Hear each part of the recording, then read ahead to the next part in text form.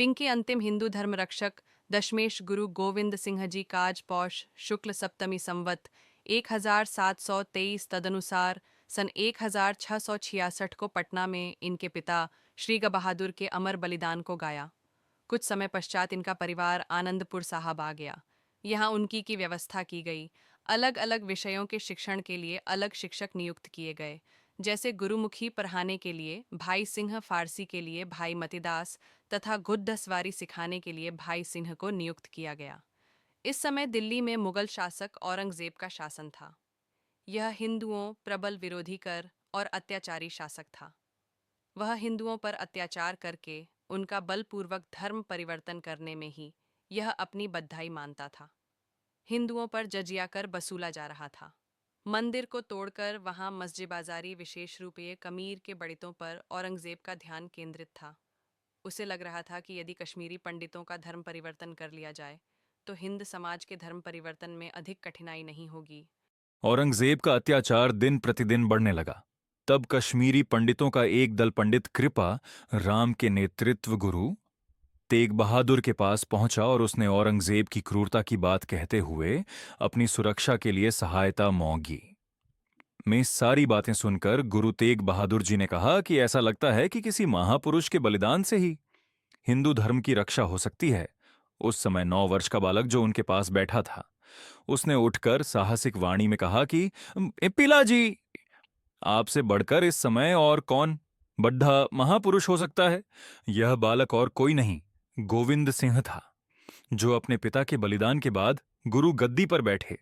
इनके त्याग और बलिदान की गाथा हम संक्षेप में यहां जानेंगे। पिताश्री के द्वारा इस्लाम धर्म न स्वीकार करने पर उनका सिर सरेआम 11 नवंबर 1675 को चांदनी चौक में कटवाकर औरंगजेब ने हिंदुओं में आतंक पैदा करने का कार्य किया।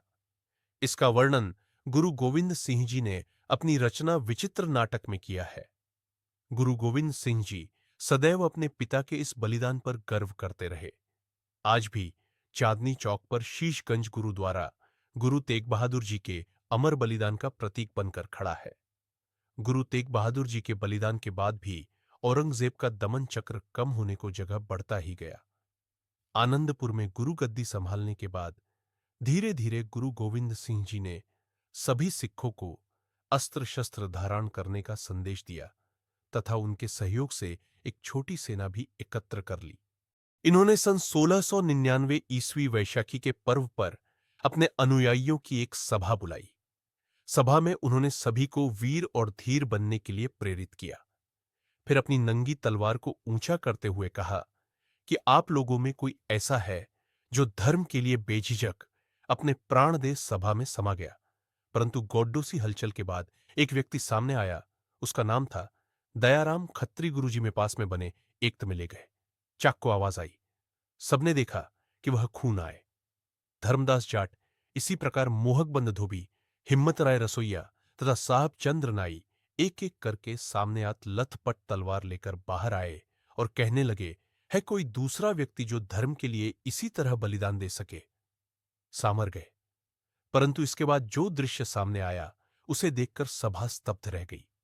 गुरुजी तम के अंदर गए और सभी 5 व्यक्तियों को बाहर लेकर आए तथा इन बलिदान देने वाले युवकों को पंच प्यारों को संझा दी।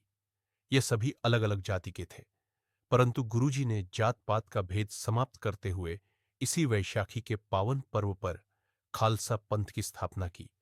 खालसा का अर्थ होता है विशुद्ध। उनका उद्घोष था, सकल जगत में खालसा पंथ, गाजरी धर्म हिंदू, सकल भंड भांजे। गुरु गोविंद सिंह जी ने जाति पाति का भेद समाप्त करते हुए अपने शिष्यों को उनकी पहचान के लिए 5 प्रतीर चिन्हों को धारण करने का निर्देश दिया।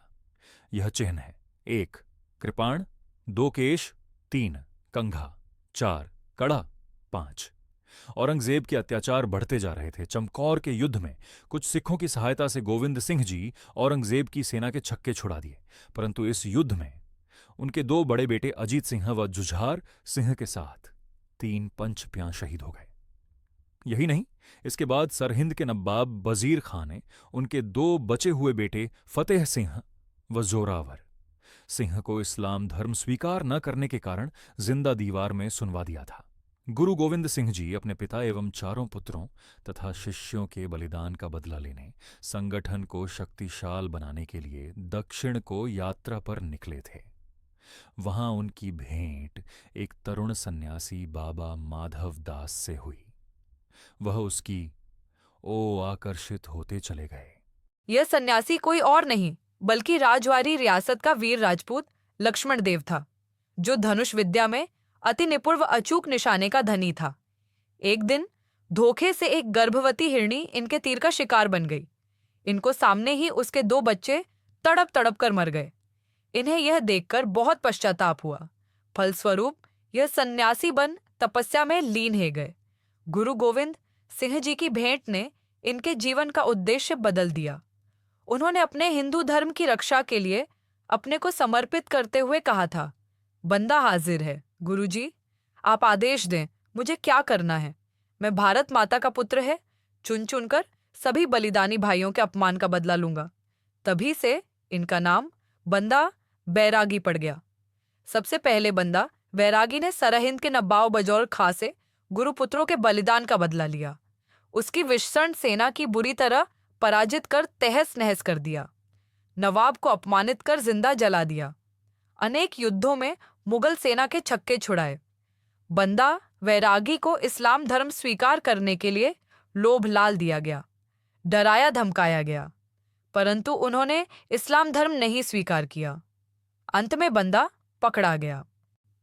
जल्लादों ने भीषण यातनाएं दी, लोहे की गरम सलाखों से आंखें फोड़ी, बच्चे को मारकर उसका मांस मुंह में ठूंसा, पर बंदा वैरागी टस से मस नहीं हुआ। अंत में वीर गति को प्राप्त हुआ। गुरु गोविंद सिंह अपने पिता सन 1706 ईस्वी में उन्होंने खिदराना का युद्ध लड़ा। वे एक महान योद्धा के साथ संगीत साहित्य तथा कला के प्रेमी भी थे।